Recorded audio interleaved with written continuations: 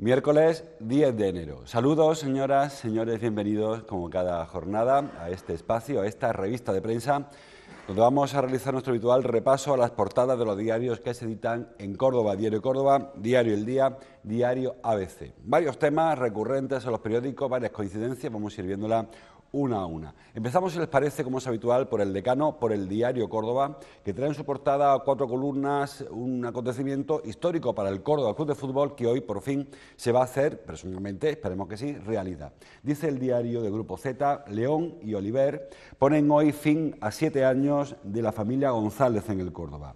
El montoreño, se refiere a Jesús León, pasará a ser el presidente cordobés más joven de la historia del club. Los nuevos mandatarios tienen casi cerrados media docena de fichajes, como adelantábamos ya ayer.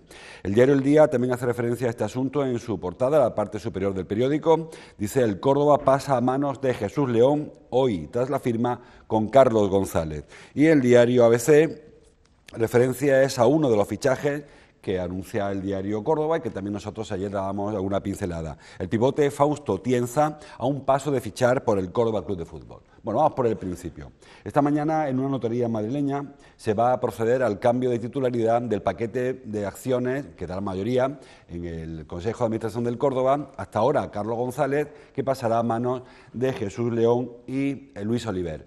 No se conoce mucho más detalles, si van a ir al 50% cada uno, si es la sociedad en la que cada cual de ellos está participado al 50% o cómo se hará. En principio parece que esta misma tarde o a lo más mañana habrá rueda de prensa en Córdoba que nos explicará cómo queda el reparto de acciones en el nuevo Córdoba Club de Fútbol, que luego deparará lógicamente movimientos en el Consejo de Administración. Se supone que todos los consejeros de la etapa de Galo González abandonarán el club y se incorporarán consejeros de la nueva etapa, de la etapa de León y Oliver, de Jesús León y de Luis Oliver. Como les digo, hasta ahora no están todos los detalles sobre la mesa, conocemos ya alguno, que será hoy, esta mañana, en una notaría en Madrid, pero esperamos que sea esta tarde o mañana, a lo sumo mañana, cuando tengamos todos los detalles. Se incorpora Rafa Aranda, hemos empezado un poquito antes, me parece, que Álvaro ha ido así de prisa. Los efectos de la lluvia siempre en Córdoba. Rafa Aranda, como sabes, redactor jefe de Diario Córdoba. Estaba empezando, Rafa, la firma del paquete, el cambio de titularidad, el paquete máximo mayor de acciones del Córdoba, que ha generado mucha expectación, sobre todo por ver cómo se desarrolla este cambio de acciones. Sí, bueno, es digamos que la primera gran noticia que ha deparado el 2018 por cuanto afecta a uno de los movimientos más importantes que tiene la ciudad, que es el que gira en torno al Córdoba Club de Fútbol. Un traspaso de poderes que ya se venía anunciando, se anunció antes del parón de la Liga en Navidad y que, por otra parte, es un traspaso de propiedad muy deseado por parte de la afición, que ve en esta nueva etapa del Córdoba Club de Fútbol la posibilidad de que el equipo pueda salvar la categoría, que es algo que una empresa que ahora mismo se antoja difícil. Las posibilidades que tiene el Córdoba, digamos, siempre que se produce un traspaso de este tipo, un cambio de propiedad en un club de fútbol, una nueva etapa en un club de fútbol, suele venir acompañado de una etapa traumática para la entidad. Rara vez se ha visto que alguien abandone una empresa de este tipo deportiva estando en la cresta de la ola. Siempre viene acompañada por movimientos turbulentos. En este caso, no como en otras veces, suele pasar en otros clubes que son motivados por crisis financieras, sino en este caso viene más acompañado por una crisis deportiva, y esta vez pues no solamente hay que esperar una respuesta casi milagrosa, sino que más bien habrá que ir a afrontarla a la heroica. Carlos González ha cubierto una etapa en el club que ha sido también muy importante. Digamos que cabría dividir en dos partes lo que ha sido su gestión al frente de la propiedad del Córdoba Club de Fútbol. Una primera, recordemos en qué situación cogió Carlos González el club, una deuda en concurso de acreedores, sí, una deuda con sobre todo con la seguridad social impresionante, inasumible parecía en el momento en el que asumió la propiedad.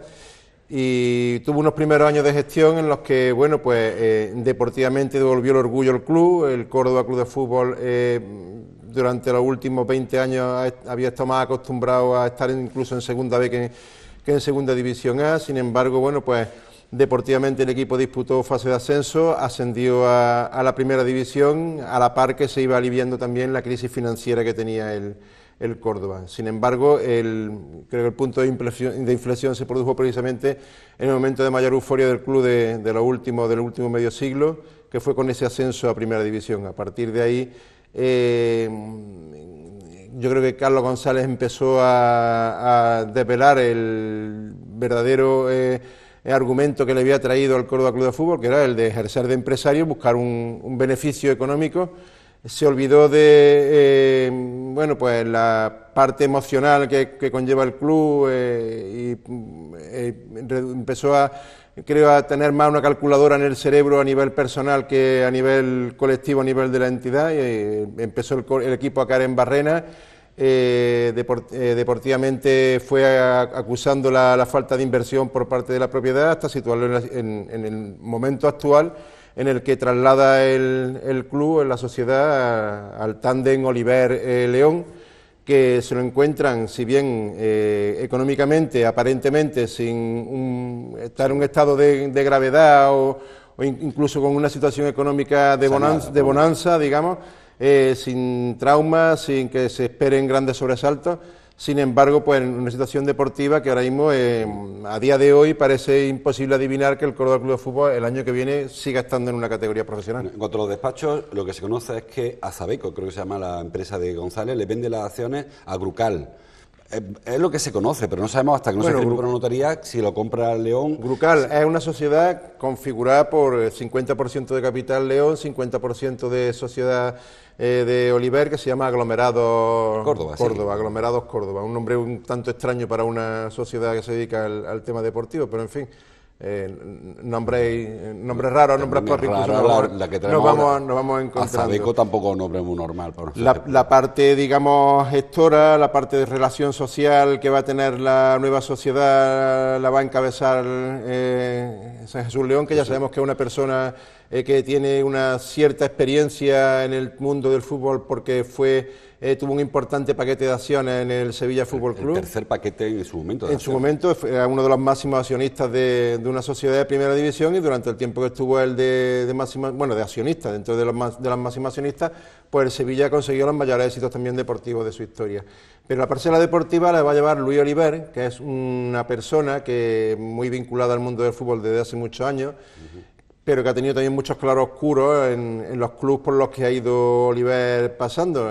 Las primeras noticias, más allá de que ella quiso ser o partícipe de la sociedad que gestiona el Zaragoza o incluso el Osasuna, que en Osasuna sabemos que es una sociedad anónima deportiva, uno de los clubes que escapan de la norma, bueno, pues se dio básicamente a conocer en el Jerez. Jerez estuvo a punto de subirlo a primera división. Después de Jerez tuvo que salir de una forma también apresurada por conflictos con la alcaldía, entonces en manos de Pedro Pacheco, que había asumido que iba a pagar una cantidad de los salarios de los jugadores. Según Oliver, no se cumplieron los acuerdos por parte del ayuntamiento. El caso es que Oliver tuvo que salir casi que por pies pues, del Jerez Deportivo. Después tuvo también otra experiencia no muy agradable en el Cartagena, de donde fue una de las víctimas un técnico cordobés, Pepe Murcia, que apenas convivió con él unos meses, y las referencias que daba Pepe Murcia de Oliver precisamente no eran muy buenas.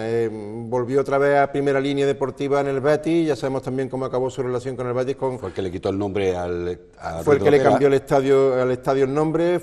También ya sabemos que ha acabado en tribunales y además fue despojado de las acciones. También hay que reconocerle el mérito de que él asumió también la gestión del Betis, estando el Betis en segunda, y prácticamente fue el que lo encaminó hacia la primera división, con fichaje de Pepe Mel, entrenador, Rubén Castro, Molina. El Betis que dio el salto a primera, prácticamente se lo tiene que agradecer a la gestión de Uri Oliver. Ahora lo teníamos un tanto perdido. Él sigue vinculado al mundo del fútbol, siempre en el tema de la gestión deportiva, más que de la gestión administrativa de los clubes en los que suele aterrizar. Está muy vinculado el Extremadura, que precisamente vino la semana pasada a jugar aquí contra el Córdoba B. También está relacionado en cierto modo con el Elche. Él ayudó a Sepulcre, al propietario del Elche, también a adquirir el paquete accionarial del Elche. No ha dejado de estar vinculado, ha hecho del fútbol su modo de vida. Y se supone que si viene a Córdoba en la situación en la que está el Córdoba Club de Fútbol, no es para dejarlo morir, sino precisamente ya que él vive del fútbol, para intentar vivir bien del fútbol como ha vivido la familia González en estos tiempos. Luis Oliver será un poco el rey mago para el Córdoba, porque recordemos que Luis Oliver fue el que llevó a Schuster al Jerez.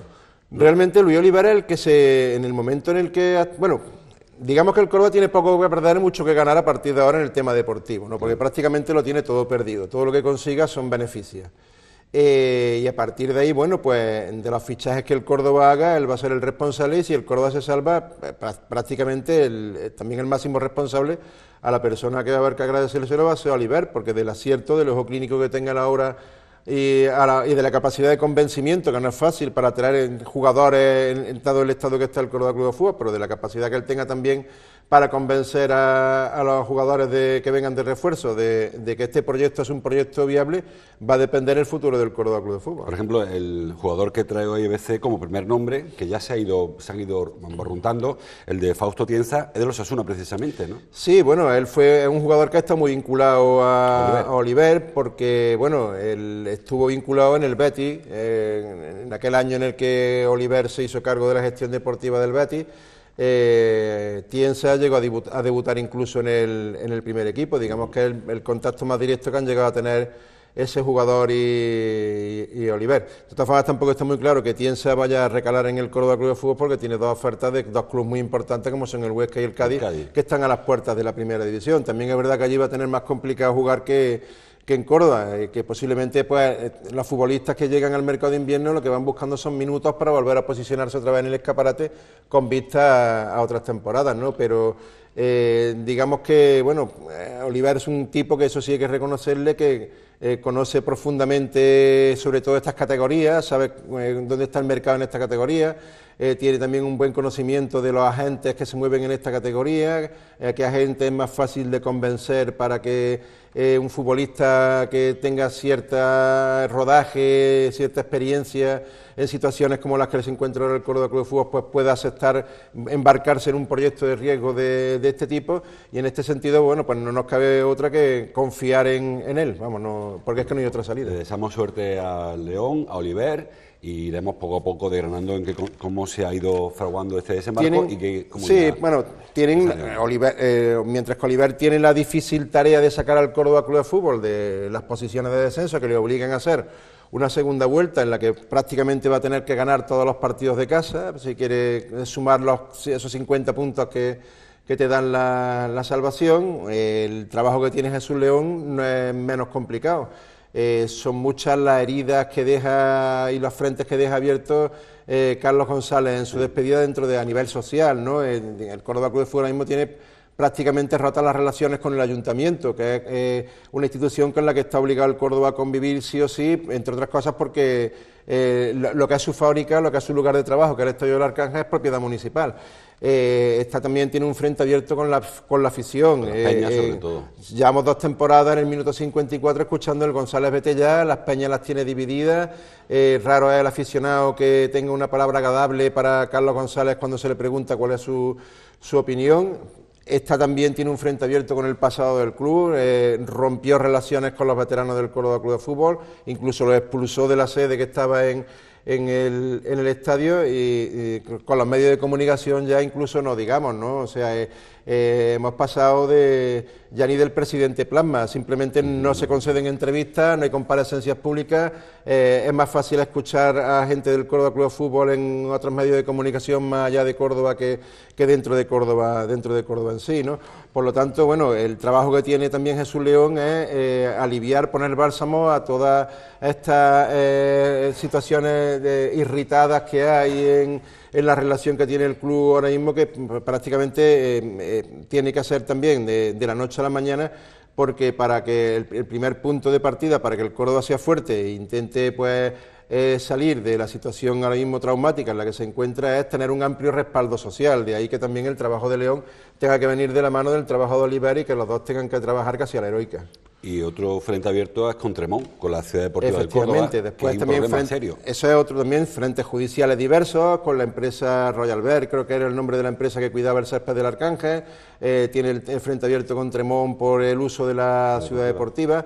Tenemos incluso un frente abierto con el caso del llamado caso del elefante cósmico, por el que también le van a empezar aparte de que casi que va a perder uno de los principales futbolistas que tenía ahora mismo de las categorías pesas, que es Sebas Moyano, pues tiene también un frente abierto con las posibles reclamaciones que le llegan por la forma, la ingeniería económica con la que cuadró las cuentas, que incluso le permitió en el año de Primera División colársela, digamos, entre comillas, a la Liga de Fútbol Profesional.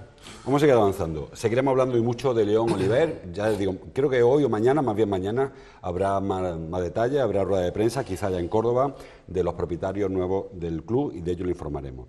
Vamos a seguir avanzando. Dice el diario El Día, en la primera página, 5 columnas, las muertes por accidente laboral se triplican durante el último año. Es verdad, como siempre decimos, que cuando los números absolutos son pequeñitos es fácil triplicar cifras, porque hablamos de pasar de 4 a 11. 11 son muchos fallecidos en el Tajo, 4 también son muchos, pero las cifras son quizás más escandalosas en porcentaje. Bueno, y si las extrapolamos a nivel autonómico, da miedo, ¿no? La estadística dice que muere una persona cada 3 días por un accidente laboral.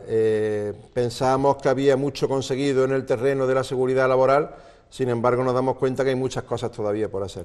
Sí es verdad que la mayoría de estos accidentes se producen en zonas rurales, zonas donde quizás se baja un poco más la guardia en el tema de las inspecciones, y en donde, bueno, pues se realizan también trabajos, digamos, que conllevan un poco más de riesgo, ¿no? Que en las zonas urbanas, donde son más sectores servicios, etcétera, y donde, pues salvo en la construcción, pues rara vez se da un accidente de este tipo.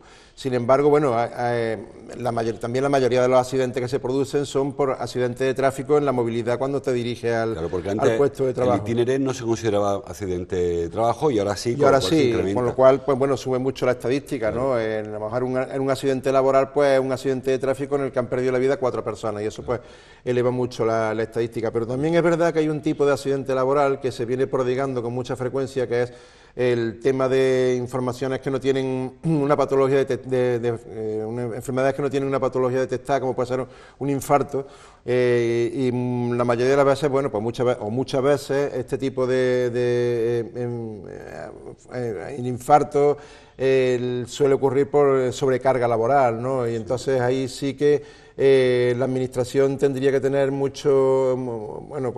poner más medios para intentar que vía inspección, vía algún tipo de control, en las empresas, pues también este tipo de siniestrabilidad laboral pues se reduzca y se lleve a nivel cero, vamos. Hablando de fallecimiento, la portada del Córdoba, también la foto del ABC, es para Pepe García Marín, que como saben falleció ayer. Pepe García Marín, fundador y propietario del Caballo Rojo. Dice Diario Córdoba, Córdoba pierde a García Marín, el modernizador de su cocina. El diario El Día, foto pequeñita para Pepe también. Fallece José García Marín, referencia de la gastronomía cordobesa. El diario ABC, muere Pepe García Marín, el alma del Caballo Rojo, considerado el padre de la nueva cocina cordobesa, falleció ayer a los 91 años. Yo creo que más que, porque no era alta cocina en el sentido de la vanguardia, lo que hace Caballo Rojo, pero sí que puso a Córdoba en un lugar que hasta entonces era insospechado. Y sobre todo, bueno, pues eso sí fue un transformador, ¿no? Claro. Córdoba, digamos que tenía también, nos vamos a descubrir ahora el valor de la cocina de las tabernas cordobesas, que eso es milenario. ¿Dónde bebía el Caballo Rojo? De ahí, fundamentalmente. Venía de ahí, venía el origen de Pepe García Marín, Pepe el del Caballo Rojo, popularmente conocido más por Pepe el del Caballo Rojo que por Pepe García Marín, es de una taberna en la barriada de San Cayetano, junto a San Cayetano. Después de ahí pasó a Deane en los años 60, otra taberna en los años 60 de Deane, y de ahí lo que fue el Caballo Rojo. Y principalmente el Caballo Rojo, el impulso que él le dio fue por ese ímpetu investigador sobre la cocina, los orígenes de la cocina cordobesa. Empezó a descubrirnos que había una serie de sabores y de fusiones con la cocina mozárabe que daban cierta singularidad también a la cocina cordobesa. Hay que recordar, por cierto, a Chico Medina, que también falleció, que fue el chef de Caballo Rojo, que fue el gran impulsor de esa cocina. Por eso, posiblemente, eso es el principal mérito que tiene, yo creo que Pepe García Marín, el principal legado que deja Pepe García Marín fue ese impulso transformador, ¿no? Él rompió los moldes de ser el típico hombre de taberna que era sota, caballo y rey, pues flamenquín, el queso, la ración de jamón y el rabo de toro medianamente cocinado, y buscó ya una nueva innovación en sabores, en la forma de presentación del plato, y le dio un cierto toque de distinción a lo que era la cocina cordobesa, el origen de lo que hoy es la cocina cordobesa, que es una de las referencias de eso que llamamos marca Córdoba. Claro, pero por eso distingue yo entre la cocina de vanguardia, la de Quisco, la de Nor, que otro tipo de cocina. Pepe nunca buscó ese tipo de alta cocina. No. Era cocina de calidad. Claro, calidad, él buscó cocina de calidad, buscó eso, investigó en sabores que le dieran un poco más de calidad, incluso ese plato tradicional de la cocina cordobesa, el cordero, bueno, pues investigó el cordero a la miel, el estilo mozárabe, en la forma de presentar la berenjena, en la forma de elaborar el rabo de toro, incluso comidas tradicionales como el pavo de Navidad.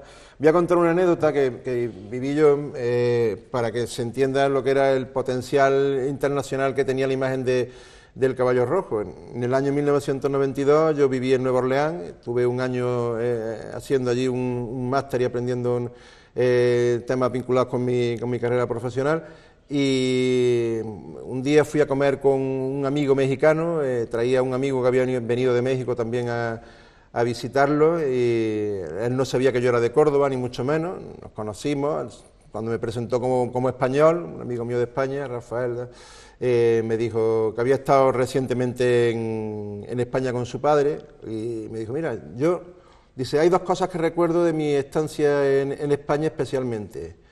Una, el Santiago Bernabéu y la camiseta que me firmó Hugo Sánchez, como era lógico. Y dos, un restaurante en el sur de España llamado El Caballo Rojo, donde no he comido mejor en otro sitio en mi vida. Le dije, mira, pues El Caballo Rojo es precisamente de mi ciudad, de Córdoba, no me digas, es el mejor restaurante que yo he conocido en mi vida y estoy acostumbrado. Por eso digo que era un restaurante que posicionó también lo que es la marca Córdoba, empezó a posicionar la marca Córdoba dentro de lo que hoy es, ¿no? Uno de los reclamos, mucha gente viene a Córdoba buscando pues su rica gastronomía. Pocas son las provincias o las capitales de España que disponen de 2 estrellas Michelin, o incluso digamos 3 si reconocemos la presencia de Celia Jiménez también en Córdoba como cocinera Michelin, y que puedan presumir de ello, ¿no? Bueno, pues el vanguardista, digamos, de este tipo de evolución de la cocina cordobesa hasta donde hoy se posiciona es Pepe García Marín, y eso se lo tendrá que reconocer la historia de la sociedad cordobesa. También hay, por cada con su sitio, también Carrillo en el Churrasco, también Los Campos, o sea que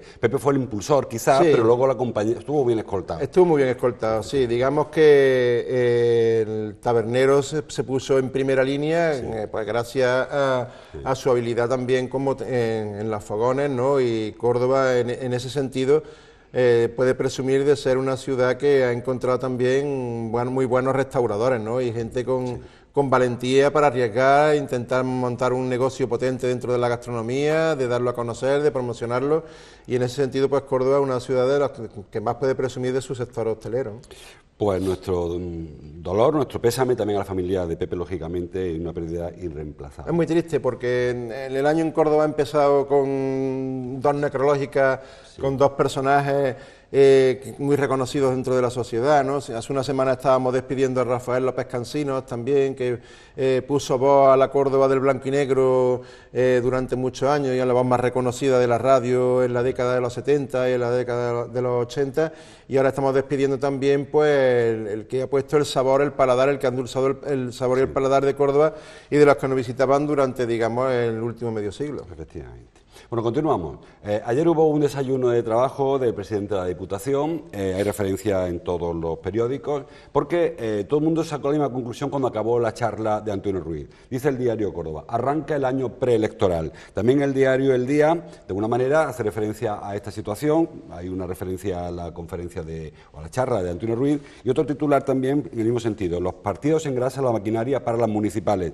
Y también en el diario ABC hay referencia a este principio que ya se preveía, o sea, ya el año que viene hay elecciones, con lo cual todo empieza a moverse porque este va a ser el año, se supone, de los grandes movimientos de los partidos. Sí, digamos que el precalentamiento que hemos vivido a lo largo de 2017, en el que ya se veían movimientos estratégicos dentro del ayuntamiento, de tasas municipales que no se aprobaban, algún que otro pulso de menor tamaño entre el cogobierno municipal, entre Pedro García y la alcaldesa, determinados puntos en concreto en los que habían discrepancias que primero se aireaban, pero después nos dábamos la mano porque estamos gobernando juntos. Pues ese precalentamiento ya ha dado paso a los primeros partidos amistosos, digamos, por llamarlo así, ¿no? Que es el arranque con la presentación o el posicionamiento de los que pretenden ser candidatos, ¿no? Ayer, bueno, pues en el primer acto que hubo, digamos, de social, político, tras el parón de la Navidad, que fue el desayuno organizado por la Agencia Europa Press, en el que participó el presidente de la Diputación, secretario general del PSOE de Córdoba, Antonio Ruiz, pues ya supimos que la actual alcaldesa, Isabel Ambrosio, aunque nadie tampoco lo ponía en duda, parte como la principal candidata para ser la alcaldable del PSOE nuevamente en las próximas elecciones municipales. Antonio Ruiz dijo que era una persona que era, vamos, que era la candidata ideal prácticamente para volver a encabezar el cartel. Antonio Ruiz, perdona, que además es el número del partido en Córdoba, o sea, que no habló como presidente de Diputación, sino también como líder del partido. Claro, habló como secretario general del PSOE de Córdoba. Por otra parte, bueno, pues José María Bellido, que se lleva postulando desde que José Antonio Nieto le cedió la portavocía del Partido Popular en Córdoba. También ayer volvió a referirse al tema, aunque él, bueno, digamos que más, supongo que por cortesía que por otra cosa, pues abrió el abanico a que pudiera haber varios candidatos en Córdoba que quisieran también opositar a ser alcalde. Ya nos encontramos en la última elección a la presidencia del PP cordobés, como hubo alguna sorpresa cuando parecía que aquello iba a ser un paso triunfal de Adolfo Molina y sin embargo pues le salió la alternativa, ¿no? Sin embargo, bueno, no creo que haya muchas alternativas, muchas opciones en Córdoba, parece que está todo más o menos controlado, no hay ninguna voz, de hecho, de momento que suene para intentar echarle el pulso a José María Bellido en la carrera que empezó desde que cogió la portavocía del PP. Sí, lo que pasa, Rafa, en el Ayuntamiento de Córdoba. El tema del PP, tanto Bellido como Nieto son del grupo de Zoido. Andalucía quien manda el grupo de Moreno Bonilla. Zoido no está en su mejor momento. Moreno Bonilla también habló la semana pasada o hace un par de semanas de que quiere tener pronto los candidatos para las elecciones municipales y él también va a tener mucho que ver. Y por eso quizás ayer levantó la mano Bellido para decir, oye, que estoy aquí, que te acuerdes, que aquí el que está... Pero bueno, es que el mismo pulso, digamos, Zoido, Nieto... Moreno Bonilla se vio en la elección al presidente provincial y el resultado fue clamoroso, o sea, en la diferencia que hubo de respaldo entre el candidato de uno y la candidata del otro, ¿no? Yo veo más complicado, sin embargo, en la confluencia esa a la que ayer también tendió puente Pedro García en la unión de Izquierda Unida y todavía no sabemos si ganemos Podemos, o sea que tampoco está muy claro cuál va a ser si va a ser Podemos o va a ser su marca blanca la que se va a presentar en Córdoba o la que va a intentar llegar a esa confluencia con Izquierda Unida. Y en el caso de que llegáramos a esa confluencia a la izquierda del PSOE entre Podemos Ganemos Izquierda Unida, ¿quién sería la persona que encabezaría esa candidatura? Supongo obviamente que Pedro García también estaría bien posicionado, pero no sabemos también el otro bloque cómo encajaría que fuera Pedro García, ni siquiera a qué personas postularían ellos en Córdoba. Que depende cómo hagan eso, como lo hagan por primaria, probablemente se ponga Podemos, porque tiene más fuerza en la asamblea. Si lo hacen con encuestas... Hombre, ya están tardando en empezar, si pretenden hacerlo así, ya están tardando porque sabemos cuál es el procedimiento asambleario que suelen tener la gente de Ganemos y Podemos. Antes de llegar a un acuerdo, intentar cerrar cualquier manifiesto, incluso celebran 5 o 6 asambleas, o sea que tienen ese sistema de protocolo tan asambleario que ya deberían de empezar a activarlo si quieren llegar a intentar un acuerdo, porque si no, para esta no, pero para la siguiente a lo mejor sí se han puesto de acuerdo ya. Bueno, sigamos avanzando, estamos ya casi con... Bueno, y después, falta Ciudadanos también, obviamente, que va a tener un peso muy fuerte. Todas las encuestas después de las elecciones de Cataluña le dan un peso también, un elevado crecimiento dentro de las expectativas de votos y es el único que de momento no se ha pronunciado ni siquiera tampoco ha dejado ver quién podría ser, por dónde podría ir el tema de su candidatura. Porque además ¿no? Ciudadanos tiene un problema en Córdoba, creo, y es que en Andalucía Ciudadanos es el bastón del PSOE, pero en Córdoba lo quiere Bellido como bastón suyo, porque si no, no suma en la mayoría absoluta. Claro, Vilches sí que es más pepero, valga el cariñoso recuerdo para José Luis Vilches, pero quizá David Dorado es más cercano al PSOE, o sea que hay una lucha intestina también. David Dorado es un hombre más templado, digamos, en este sentido.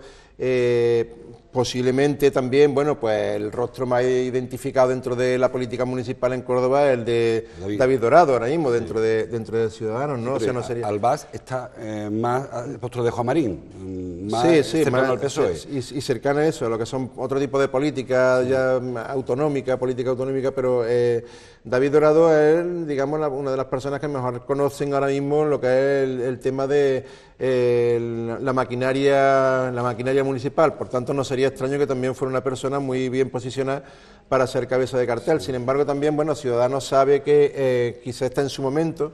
Estas pueden ser las elecciones que pues posiblemente si recuperan además, o recuperan no, si consiguen el número de alcaldías, un listón muy elevado que también ha puesto Albert Rivera para las próximas elecciones municipales a nivel nacional. Saben que si en ese momento, si Ciudadanos explota, pues puede ser ya posiblemente el posicionamiento para que empiecen a soñar, como ya empiezan a hablar incluso del sorpaso con el Partido Popular. Por lo tanto, también supongo que el tema del candidato con el que van a presentarse a las elecciones municipales va a ser un candidato muy estudiado dentro de las bases del partido para intentar conseguir un resultado importante. Ciudadanos ha reconocido siempre que se precipitó con Vilches, no que lo hiciera mal, pero sí que lo hizo muy pronto, quizá lo hizo antes de que hiciera falta, y ahora ya están, cuando elegirán probablemente un candidato a primer teniente de alcalde, o al menos va a ser su planteamiento, el que sostenga el gobierno, tanto por el PSOE como por el PP, porque tampoco le haría feo quizá Isabel Ambrosio apoyarse en Ciudadanos en lugar de Pedro, porque le cuesta mucho más trabajo. Le cuesta mucho más trabajo y además si viene con una confluencia, con un enemigo